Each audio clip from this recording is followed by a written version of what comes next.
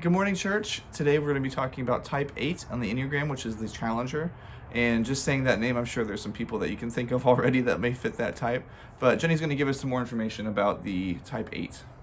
Yeah, I think it's a really appropriate type that we are going over on this Sunday, given maybe you all have been in a situation recently where you've felt like you've brushed up with an 8 or been defended by an 8. Regardless, they have a lot of strengths, but they're pretty easy to identify when you're in a relationship with one or meet one.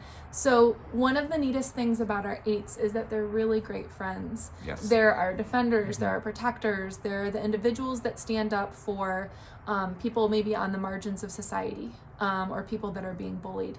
They can be very vulnerable, and confidence in their pursuit for what they believe is right and what they believe they need to defend.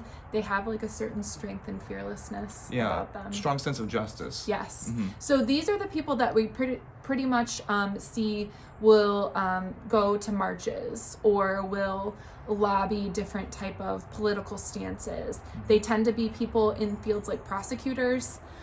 They could even be social justice reformers. So Martin Luther King Jr. Was suspected to be an 8. Mm-hmm. So when we think about that strength, there's a lot of courage with the strength, and it's not always an aggressive stance. Mm-hmm, right.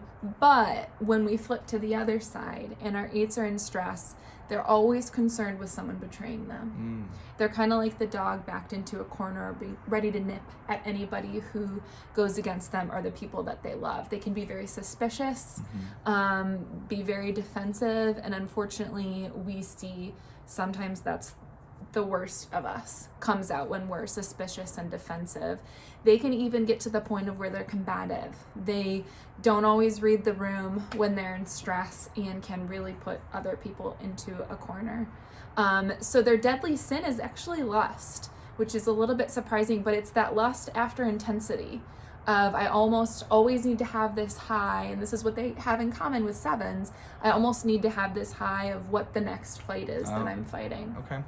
So the work of the 8 is to really remember that gray is a color. Life is not dualistic. People are not black and white. People are not all good or all bad. So maybe there's some common ground that can be found where there can be peace there.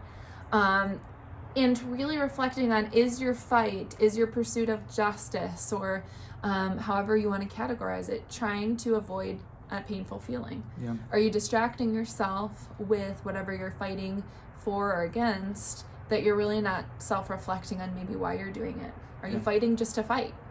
And that courage can look like backing down.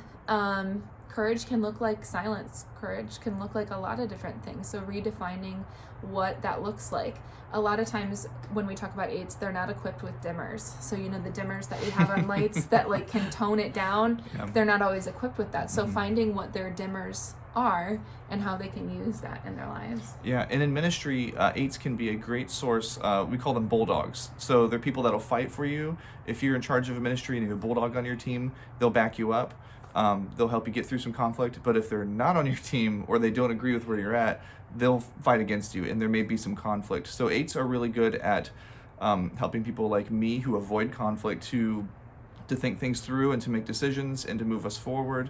And so they're great people to have on your team. They can really help a ministry do well. Yeah, and Cory's, one of his wings, we've talked a little bit about that, is actually 8. Yes. So it's been really useful for you to know how that shows up. And it works well. It works well in board meetings. It works well in board meetings. But whenever we've been in a ministry setting, we've always looked for our 8s. Yes. Because we want to be on their good side. Yes. And we know they'll fight for us. Yes. And we know they'll back us up. So they really are an invaluable part of ministry, an invaluable part of our work and our family lives. So our 8s, we need you right now. Just figure out where your dimmer is. Yep.